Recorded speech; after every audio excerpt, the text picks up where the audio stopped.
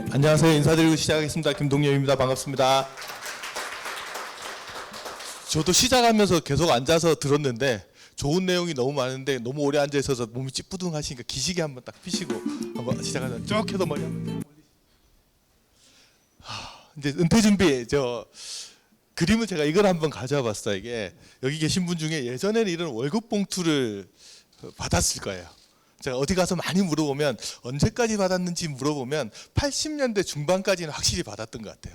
90년대 넘으면서 월급 봉투 받으신 분들이 별로 없고 통장에 계좌로 막 찍히니까 이제 일하시는 분들이 돈 받는 재미가 없다라고 이야기를 많이 하시는데 은퇴 준비는 뭘까라고 생각하면 누군가 나한테 와서 매달 저 월급 봉투를 몰래 갖다 주면 얼마나 좋을까.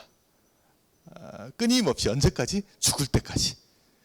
그것만 가능하다 그러면 은퇴 준비는 참 편안하게 살 수 있을 것 같지 않으세요? 그래서 은퇴 준비는 결국 이 월급 봉투를 만들어내는 거다라고 한번 생각을 해보고 이제 본격적인 강의를 한번 시작해 보도록 하겠습니다. 어느 날 내가 퇴직을 한다고 가정을 하고요, 은퇴를 한다고 가정하고 제가 가지고 있는 돈을 전부 이 곳간에다 다 집어넣었어요. 그리고 다음 날부터 생활비를 빼서 씁니다.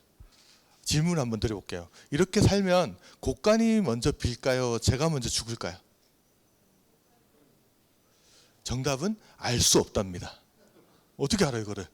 자산 관리 잘하면 곳간이 남아있는 상태로 죽을 수도 있고, 반대로 관리 잘못해서 죽기 전에 곳간이 먼저 비어버릴 수도 있어요.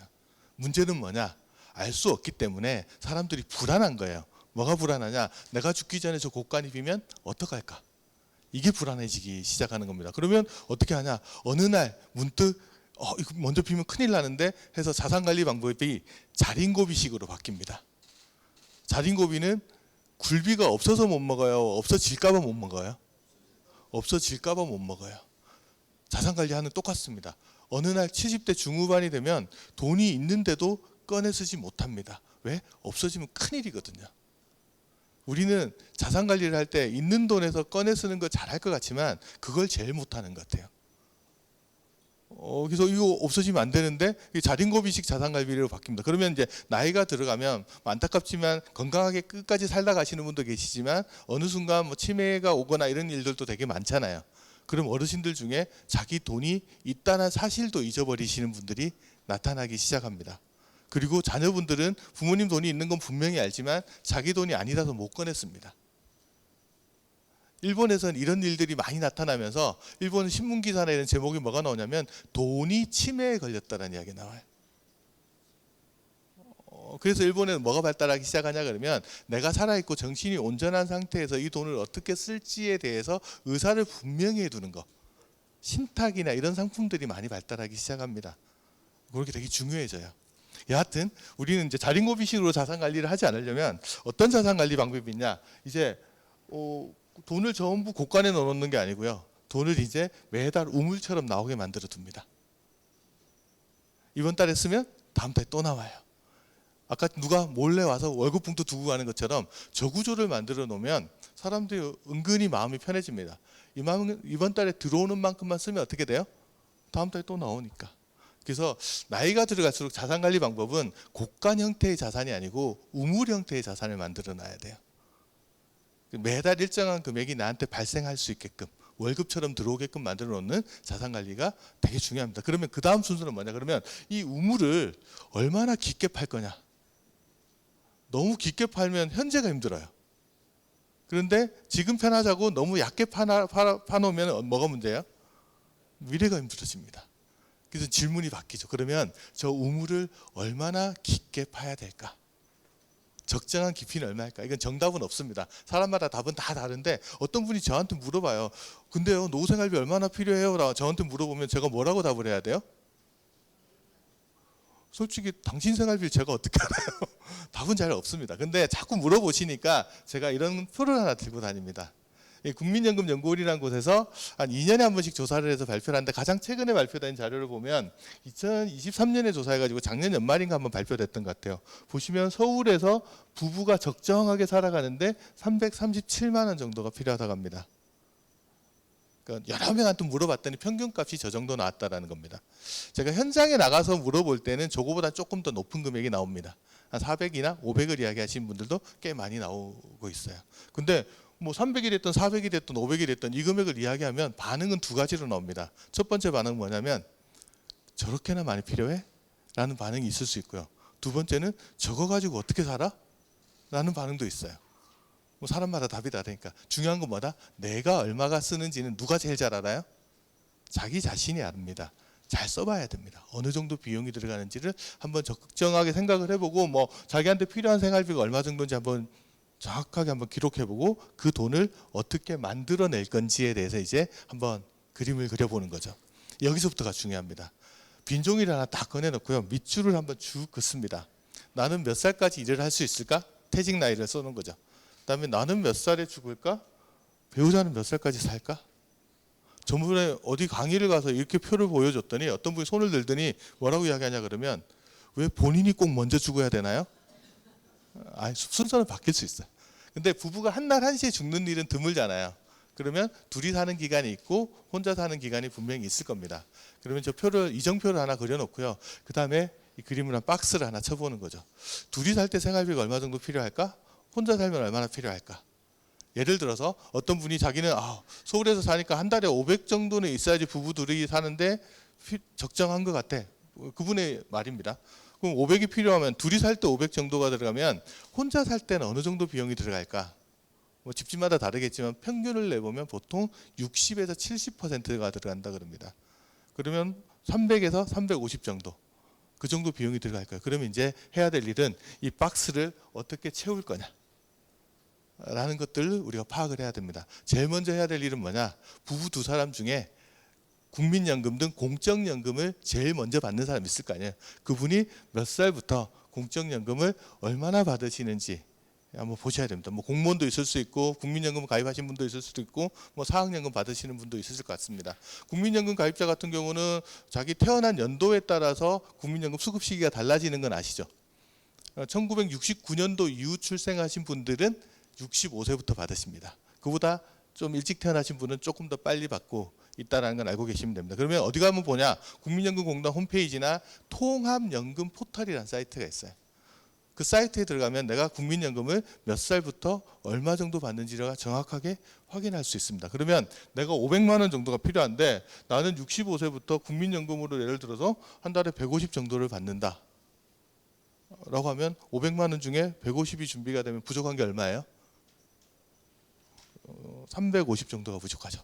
만약에 이분이 남자분이다 라고 하면 요즘 많이 하는 건 남자분들이 많이 물어보는 건 뭐냐면 1988년도 이후에 군 생활을 하신 분 있죠. 군대 생활 뭐 3년 하든지 2년 반을 하든지 저같이 방위 생활하는 분은 1년 6개월을 하든지 할 거 아니에요. 그 군 복무 기간에 해당되는 기간 있잖아요. 그때 직장 안 다녔을 거 아니에요. 그 기간에 해당되는 보험료를 추후 납부로 하면 기간이 늘어납니다. 예를 들어 내가 한 달 보험료를 30만 원 내는데 18개월이다. 그러면 18개월치 보험료를 30만 원 곱해가지고 납부를 하면 내가 국민연금 가입 기간이 18개월이 늘어나요. 그럼 당연히 연금액이 늘어나겠죠. 이게 유리하냐?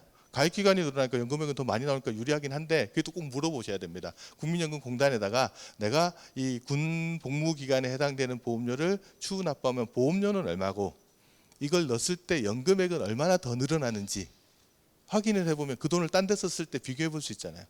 그래서 남자분들 같은 경우는 군복무 기간에 추후 납부 같은 것들을 한번 잘 활용해 보도록 하고요. 그럼 추후 납부는 언제 하는 게 좋으냐? 사람마다 다릅니다. 이것도. 직장 다니시는 분들 입장에서는 그게 예를 들어 보너스를 많이 받았다. 그래서 소득세율이 되게 많이 높아졌다.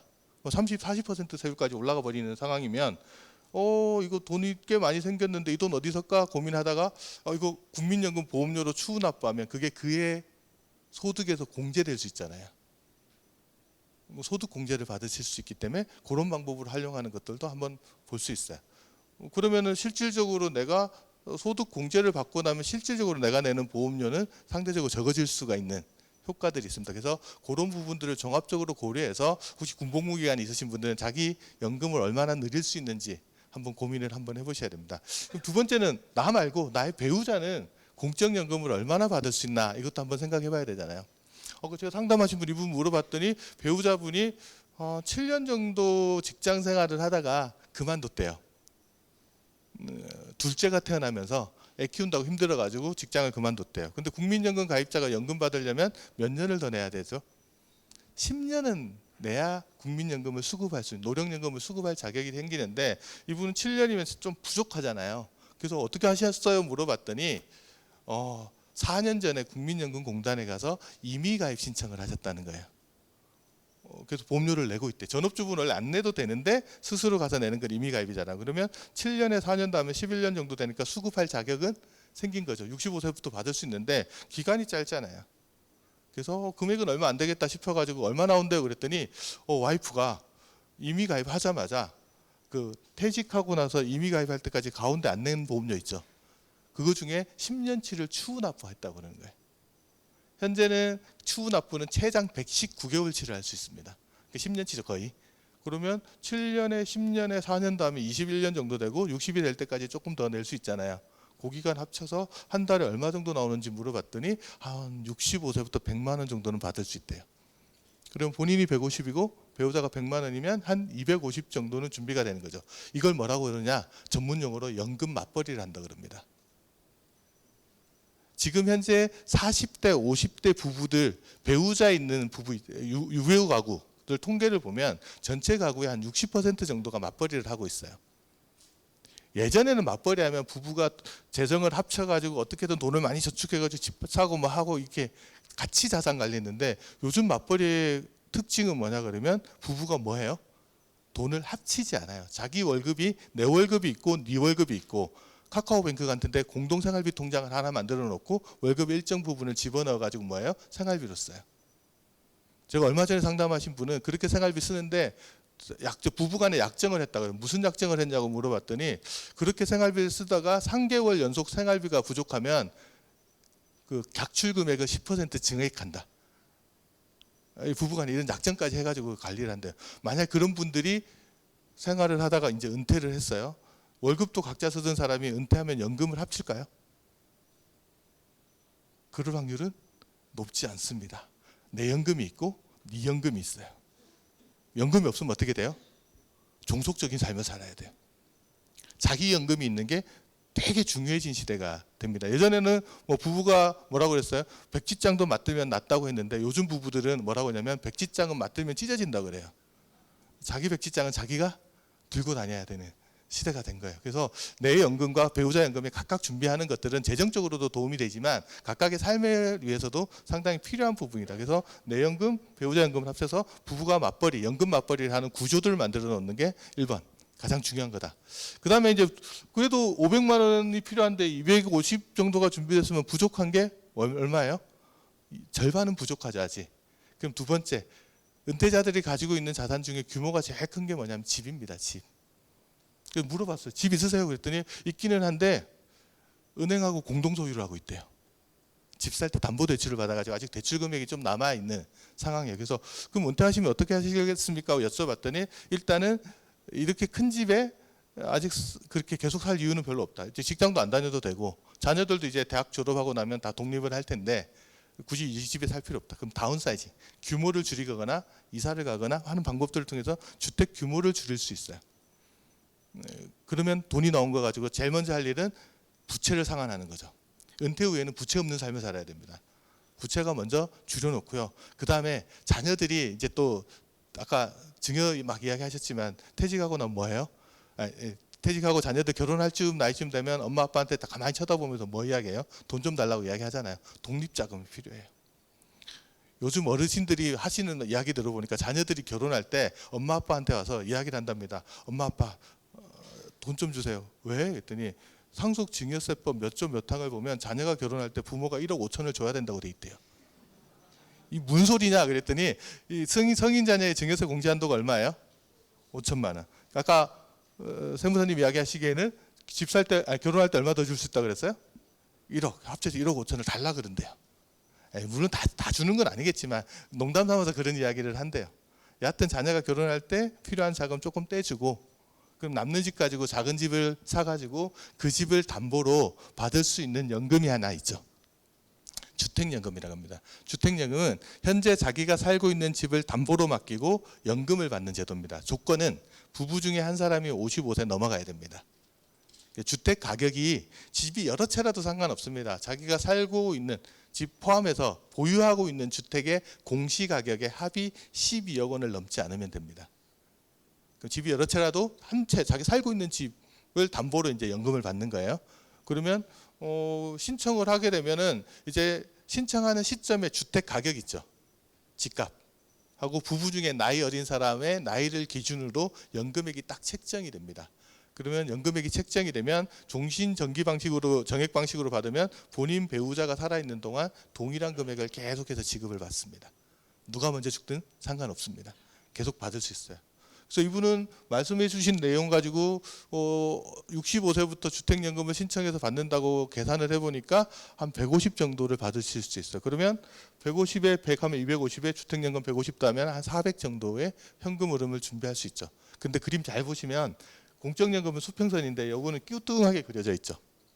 이건 왜 그러냐? 국민연금은 물가가 올라가면 연금액이 상승합니다.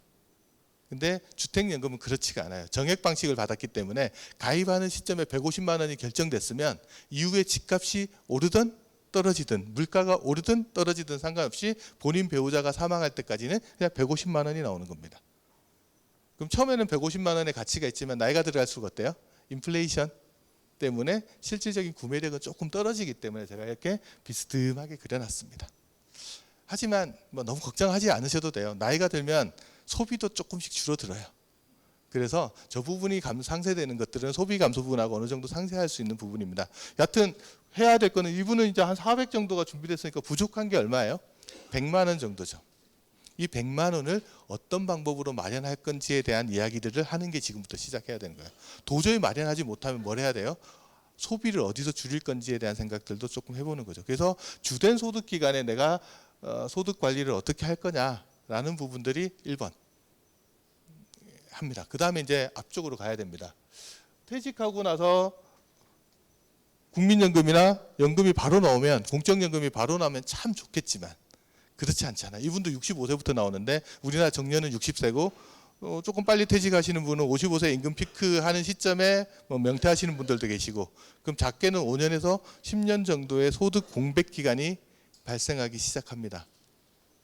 공무원도 요즘 안심하지 못합니다. 왜냐하면 1996년도 이후에 임용된 공무원은요. 퇴직 시기에 따라서 공무원 수급 개시 시기, 연금 수급 개시 시기가 늦춰지고 있어요. 그래서 2033년 이후에 퇴직하는 공무원들은 65세부터 연금을 받습니다. 공무원 연금도. 그럼 이분이 60세 퇴직하고 65세에 연금 받으니까 이분들도 한 5년 정도의 소득 공백이 생기는 거죠. 그래서 공무원들이 요즘 뭐라 그러냐 그러면요. 월급은 끝났다, 연금은 멀었다, 화가 난다. 이 중간에 화나는 구간이 있습니다. 그래서 자산 관리할 때, 연금 준비할 때 이 화를 다스려야 돼요. 이 공백 기간에 나는 소득 재원을 뭘로 가져갈 건지 명확하게 정해놔야 됩니다. 그렇지 않으면 여기서 무너져 버립니다. 그래서 제일 먼저 쓸 수 있는 재원이 뭐냐 그러면 우리가 직장 다니시는 분이면 퇴직할 때 받는 퇴직급여 있죠. 퇴직급여 받을 때 퇴직소득세라는 놈 내고 나머지 금액만 이렇게 수령을 하게 됩니다. 그런데 이 퇴직소득세를 좀 줄이려면 어떻게 하면 되냐 그러면 연금저축이나 IRP 계좌라는데 퇴직금을 이체시켜 놓고 55세 이후에 연금으로 수령하면 퇴직소득세를 30에서 40% 정도 감면해 줍니다. 그럼 세금도 감면받고요. 55세부터 연금 수령이 가능하니까 이 소득 공백기에 쓸 수 있는 재원이 되죠. 그래서 요 용도로 확인하시면 됩니다. 근데 문제는 뭐냐? 상당수의 사람들이 직장 다니면서 퇴직급여를 집 살 때 뭐 할 때 중간정산 받는 경우들이 꽤 많아서 저 급여 재원이 많지 않은 경우가 있고요. 또 배우자가 당연히 퇴직급여가 있겠거니 생각했는데 없는 경우도 있습니다. 몰래 또 찾아 쓰신 분들도 계셔가지고 한번 확인해 보셔야 되는 이야기라서 한번 이 퇴직급여를 활용하는 방법들을 첫 번째 확인하시고요. 그 다음에 이제 뭘 하셔야 되냐 그러면 우리가 연말정산 때 직장인들이 세액공제 받으려고 가입하는 금액 중에 저축 중에 연금저축이나 IRP라는 상품들이 있습니다. 이 상품은 한 해 1,800만 원까지 저축을 할 수 있는데 저축 금액 중에 최대 900만 원까지 세액공제를 받습니다. 그러면 세액공제 받는 돈을 연말정산 해보면은 900만 원 집어넣었을 때 작게 받으시는 분은 118만 원 정도 돌려받으시고요. 많이 돌려받으신 분은 한 148만 원 정도 세금 돌려받을 수 있거든요. 처음에 직장 다닐 때니까 세금 돌려받으려고 가입을 해요. 근데 이거 언제부터 연금으로 수령할 수 있냐? 55세 이후에 연금으로 개시할 수 있습니다. 이거는요, 재직 여부랑 상관없이 납입한 기간이 5년이 넘어가고요, 55세가 넘어가면 연금을 개시할 수 있습니다. 그러면 이 시기에 연금으로 활용할 수 있죠. 지금 40대인 분이나 50대인 분이라면 저 만나면 제일 먼저 하는 게 뭐냐면 연금저축 계좌나 IRP 계좌 있는지 그거부터 물어봅니다. 예를 들어요, 50대, 지난번에 만났 분은 50대 되신 분인데 50부터 60까지 한 해에 900만 원씩 저축을 하면 원금이 9천만 원이 쌓이잖아요. 그리고 아까 정기예금 금리 아까 3% 정도 된다 그랬죠. 3% 수익으로만 굴려도 1억이 됩니다. 그리고 1년에 118만 원 또는 148만 원 돌려받는 거를 따로 저축을 해서 쌓아놓으면 그것도 1,000만 원에서 1,500만 원 정도가 쌓여요. 그러면 퇴직하는 시점에 국민연금이나 뭐 다른 것 빼놓고 기본적으로 1억 1천 정도를 더 가지고 있을 수 있어요. 이거를 40살에 시작하면은 2억 5천 정도가 있습니다. 그래서 이 계좌가 있는 사람하고 없는 사람은 차이가 많이 납니다. 그래서 고민하지 마시고, 혹시 내가 아직까지 퇴직까지 5년에서 10년 이상 시간이 남으신 분이면 저 계좌를 먼저 만들어서 거기다가 꾸준히 불입하는 필요가 있습니다. 그리고 이거 말고도 다른 이점이 있는데 그건 제가 조금 이따가 더 설명을 해드리겠습니다. 그래서 이것도 55세 이후에 쓸 수 있으니까 계좌로 활용할 수 있죠. 내가 소득 공백용 계좌로 활용할 수 있습니다. 세 번째, 퇴직급여는 중간정산 다 받아 써버렸고 연금저축은 부어놓은 돈이 별로 없어요. 그럼 이제 고민하는 게 뭐냐면 이 공적연금, 국민연금을 당겨받는 방법이 있습니다. 이거를 조기노령연금이라고 하는데, 국민연금은 자기 수급 개시하는 나이를 기준으로 최장 5년을 당겨받을 수 있습니다. 이거를 조기노령연금이라는데 그냥 주진 않아요. 1년 당길 때마다 연금이 6%씩 감액됩니다. 그러면 5년이면 5, 6, 30이니까 30% 정도 감액되면서 받을 수 있어요. 그러면 이분 아까 배우자분은 65세부터 한 달에 100만 원을 받을 수 있다고 그랬잖아요. 그러면 60세로 당기면 한 달에 70만 원 정도의 연금을 받으실 수 있는 거예요.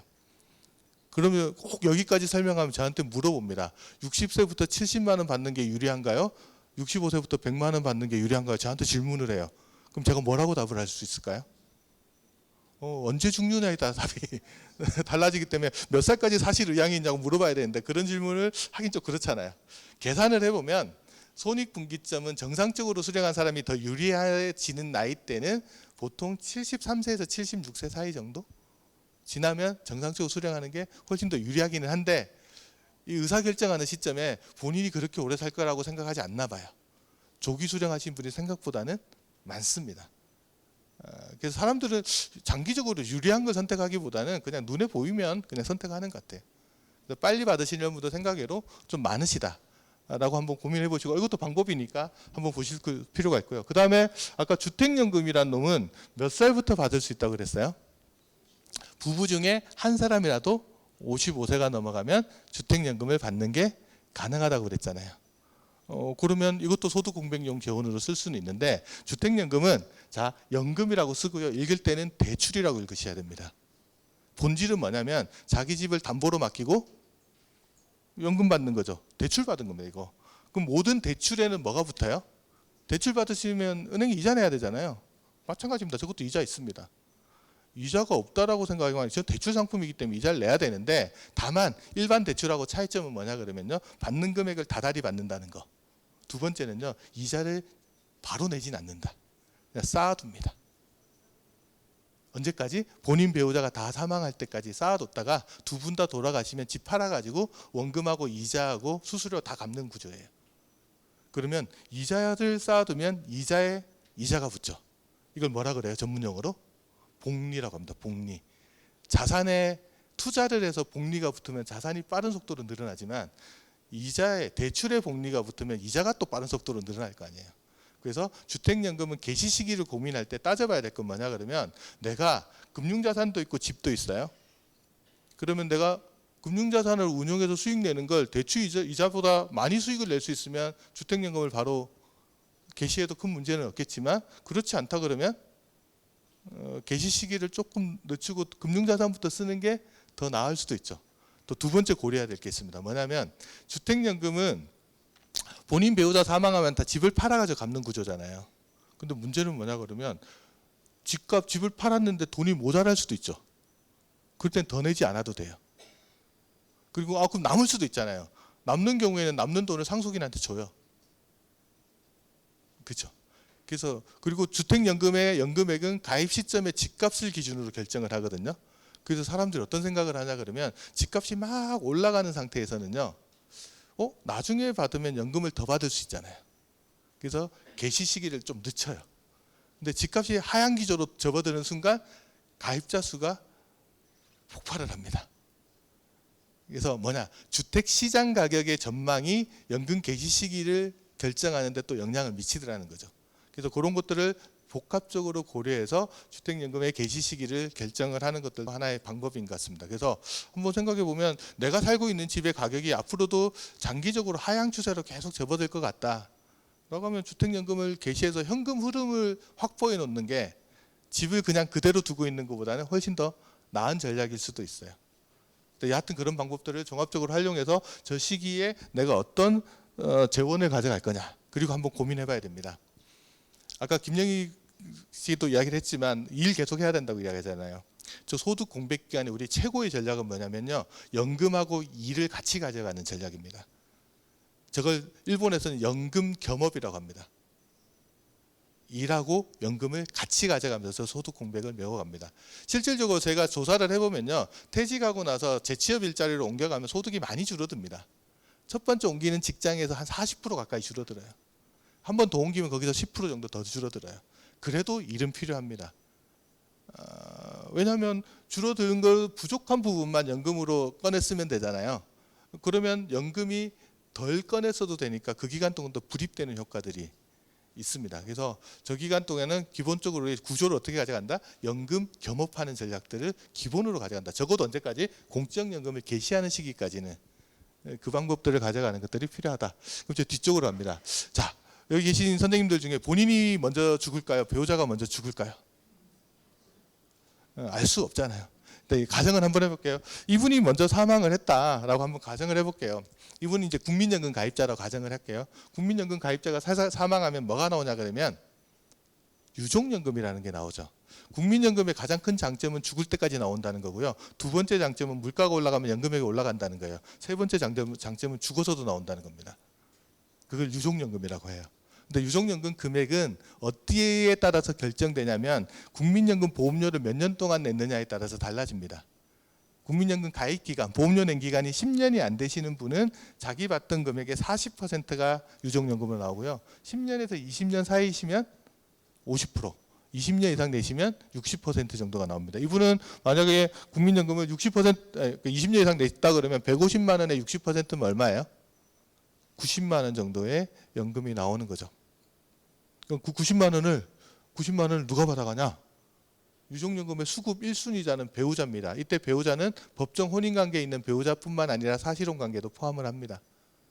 그러면 배우자가 받아가야 되는데 문제가 있어요. 국민연금에 좋은 점 3가지를 이야기해드렸는데 안 좋은 점도 몇 가지 있습니다. 그중에 가장 큰 게 뭐냐면요. 한 사람한테 연금을 2개를 못 줘요. 살아있는 동안은 150, 100만 원 각각 받았잖아요. 문제가 없는데 돌아가시면 이분이 자기 연금 100만 원도 받고 유족연금 90만 원도 겹쳐버리죠. 그럼 둘 중에 하나를 선택해야 됩니다. 저한테 뭐라 그러지 마세요. 법이 그렇게 돼 있어요. 그러면 하나를 선택해야 되는데 유족연금을 선택하면 자기 연금을 못 받아요.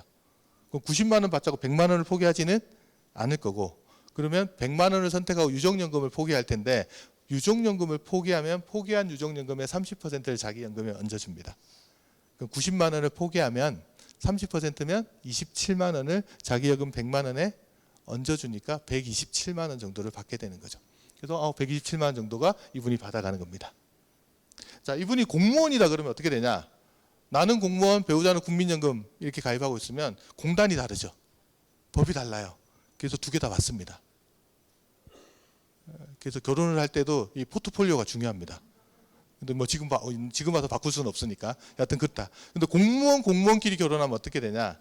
공무원도 유족연금 원래 60%가 나오는데 배우자도 공무원이다 그러면 60% 아니고 30%만 나옵니다. 그건 좀 차이 있다 알고 계시면 되고요. 여하튼 이분은 127만 원을 확보했죠. 주택연금은 주택 소유자가 먼저 사망하더라도 배우자가 그 주택을 승계를 하고요. 채무를 인수하고 내 연금 계속 받겠다라고 하면 계속 줍니다. 그러면 150만 원이니까 150만 원 더하면 얼마예요? 127만 원에서 150만 원 더하면 이분은 한 277만 원 정도의 캐시플로가 가지고 있는 거죠. 이거 가지고 살 수 있으면 추가로 더 준비는 안 해도 되는 거고, 만약에 부족하다 그러면 딴 것들 좀 더 확인해 봐야 되는데, 또 금융상품 중에 죽어서 돈 나오는 상품이 있습니다. 뭐가 있어요? 종신보험 같은 거. 혹시 종신보험 가입하신 분 손 한번 들어보시겠어요?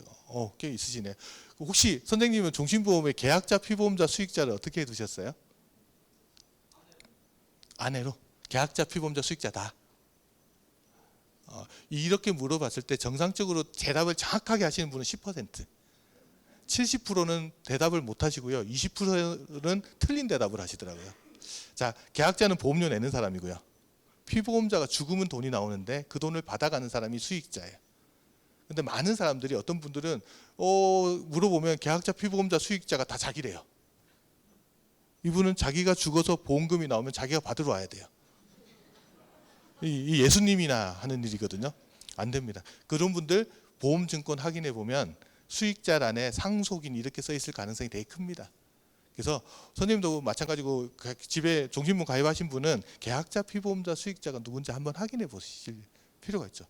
이 보험이라는 게 작으면 몇 천만 원에서 크면 몇 억이 왔다 갔다 하는 금액인데, 이 돈이 어디로 흘러가는지를 모르고 있다는 것은 이 설계가 잘못된 거예요. 그거부터 확인해 보셔야 됩니다. 여하튼 그래서 내가 필요한 돈이 얼마고 그 돈을 마련하기 위해서 얼마만큼 준비가 돼 있고 부족한 게 얼마인지 확인하면 그 부족한 부분을 지금부터 어떻게 메꿔 나갈 건지 하는 것들에 대한 전략을 세우는 게 되게 중요합니다. 그러면 이제 제가 아까 퇴직급여나 이제 연금 계좌에 관련된 이야기를 좀 해보는데, 아까 세금을 줄이는 효과도 있지만 건강보험료가 제일 큰 문제입니다. 퇴직 후에. 건강보험료는 언제까지 내야 돼요? 죽을 때까지 내야 되죠. 그러면 지역가입자로 전환해서 건강보험료 내시는 분들 오시면 소득하고 재산의 건보료가 부과가 되거든요. 그러면 특히 이 소득, 어떤 소득에 건강보험료가 부과되는지를 좀 알아두실 필요가 있습니다. 우리가 종합소득세 내는 소득이 이 종류인데, 건강보험료가 내는 거는 뭐냐면 사업소득, 기타소득, 이자 배당 소득도 건보료를 냅니다. 네, 조건이 있어요. 1월 1일부터 12월 31일까지 이자나 배당으로 받은 금액이 1,000만 원 넘어갈 때만, 비과세 이런 거 말고요. 세금 내고 15.4% 세금 내고 받는 거 있잖아요. 그게 1,000만 원 넘어가는 순간에 건강보험료가 부과됩니다. 그럼 1,000만 원에서 1,000만 1원이다. 1원에 부과하는 게 아니고 넘어가는 순간 전액에 부과합니다. 건강보험료율이랑 장기요양보험료 합치면 8% 정도 되거든요. 그럼 1,000만 원이면 80만 원 정도를 건강보험료로 납부해야 됩니다. 근데 여기 잘 보시면 근로소득하고 국민연금 같은 공적연금 소득도 건보료를 부과하는데 한 50%만 소득으로 합니다. 국민연금 100만 원 받으면 50만 원만 소득 있는 걸로 본다는 소리예요. 근데 여기 잘 보시면 사적연금이라고 돼 있죠. 퇴직연금하고 개인연금 같은 사적연금 소득에는 연금 소득이긴 하지만 여기 뭐가 부과 안 돼요? 건강보험료를 부과하지 않습니다. 그래서 나이 들어서는요, 뭘 해야 되냐? 이자 배당 소득으로 만들지 말고요, 사적연금 소득으로 만들어야 됩니다. 그럼 사적연금 소득은 뭐냐? 연금저축이나 IRP 계좌에서 나오는 소득을 말합니다. 근데 거기 문제는 한꺼번에 많이 부을 수가 없습니다. 지금 보시면 한 해 1,800만 원까지 넣을 수 있고요. 세액공제는 아까 600만 원, 900만 원 받는다 그랬잖아요. 많이 넣어야 한 해 1,800만 원까지 넣을 수 있어요. 다급하게 넣을 수가 없어요.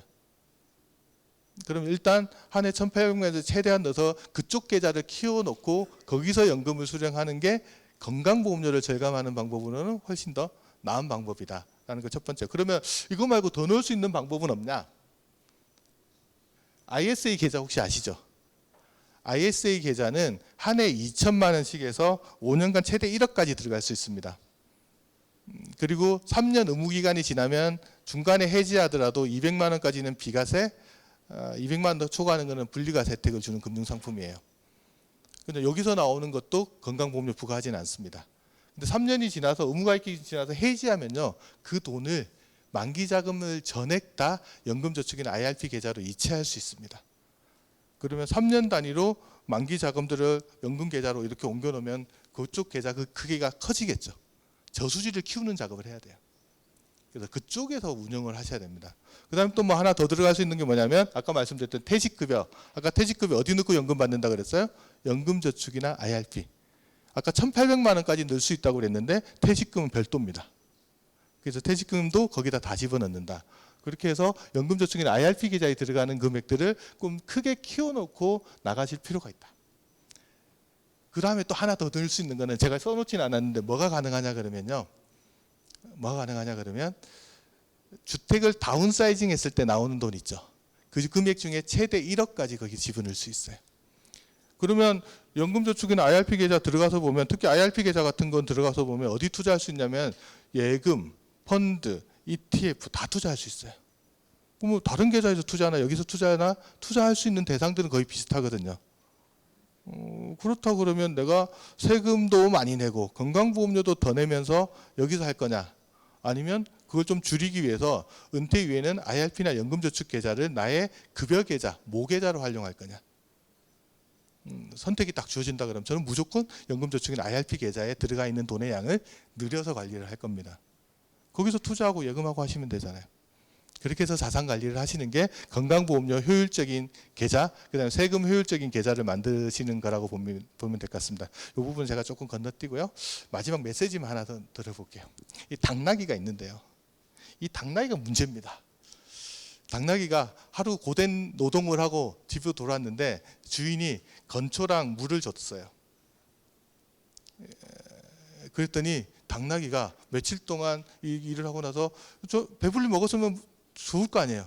근데 며칠 뒤에 가서 봤더니 이 당나귀가 굶어 죽었어요. 왜 굶어 죽었는지 봤더니요. 당나귀 머릿속에는 건초부터 먹을까? 물부터 먹을까?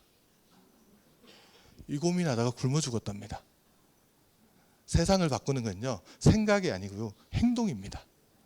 사람들은 어제 하지 않은 일을 후회하고요. 내일 할 일을 걱정하면서 오늘 아무것도 안 하거든요.